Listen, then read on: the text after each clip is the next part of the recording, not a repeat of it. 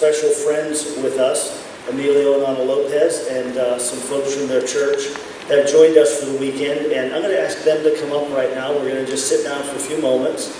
I'll ask them a few questions about their lives and why they're in Guatemala and why they're here tonight. And then Emilio is going to give us the message later.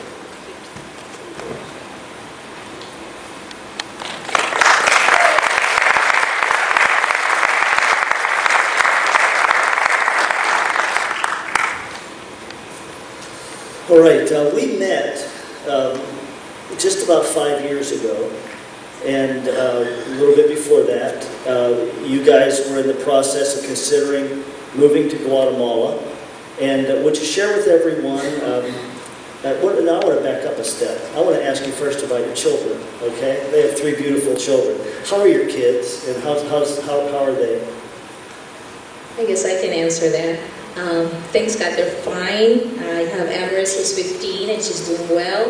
Isabel, 9, and Daniel, 3 years old. And they're doing fine. They're back at home, missing us, I guess. Two beautiful daughters and a handsome young man. Thank you, yes. Tell us about your life here in the United States before you moved to Guatemala, for those that don't know you.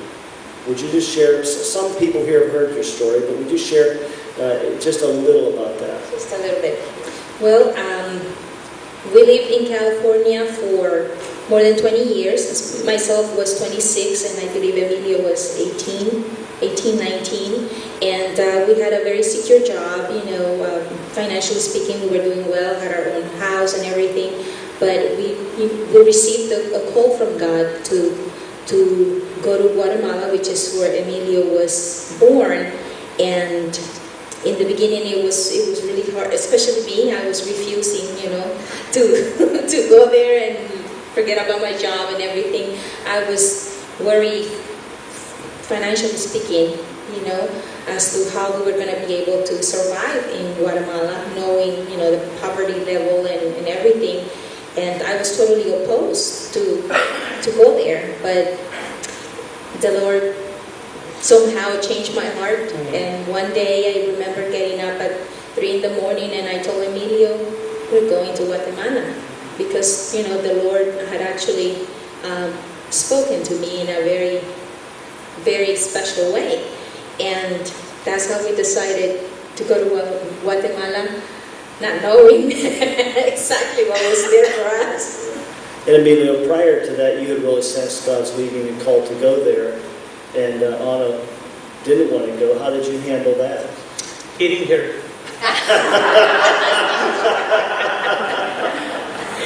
That's not true. I'm a macho man.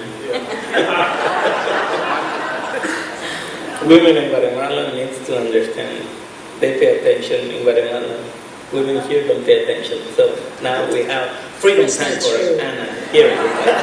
I feel free. This has been kind of an ongoing joke that in Guatemala, Ana calls Emilio Sir and stuff. My Lord. My Lord. And here she calls him by his first name, which she would never do that. But I think that's all a joke. Just for anybody that's wondering right now. Okay.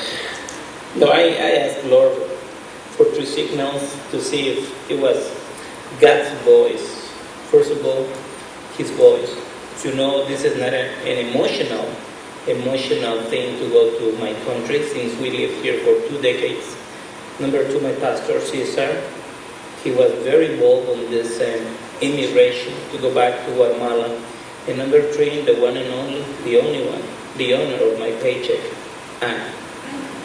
She has to say yes.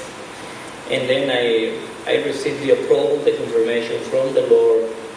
And then I remember one day, Friday morning, when we went to eat a bagel with coffee to a store named Noah's Bagels in Pasadena, California, when Pastor Cesar told me, Emilio, you're the one that needs to go to Guatemala, because you're traveling a lot and you know what they need more than I know.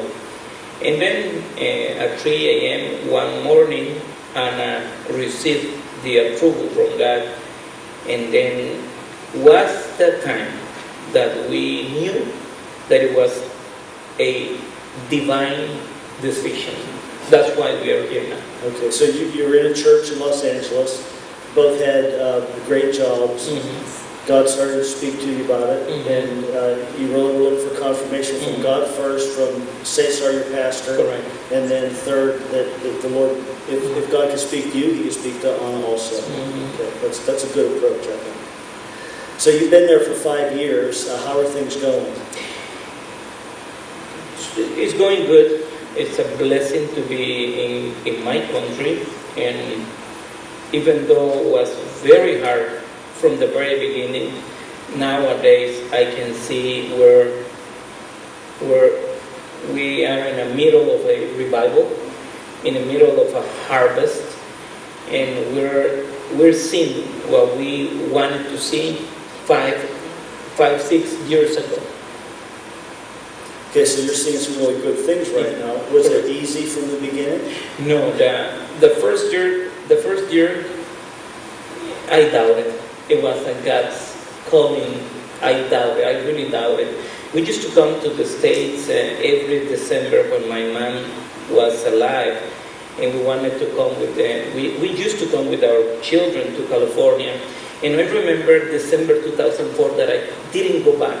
I didn't go back again to Guatemala to keep on planting the church, because it was it was a frustration for us, because I used to travel to Guatemala in 2003, 2002, 8 times a year.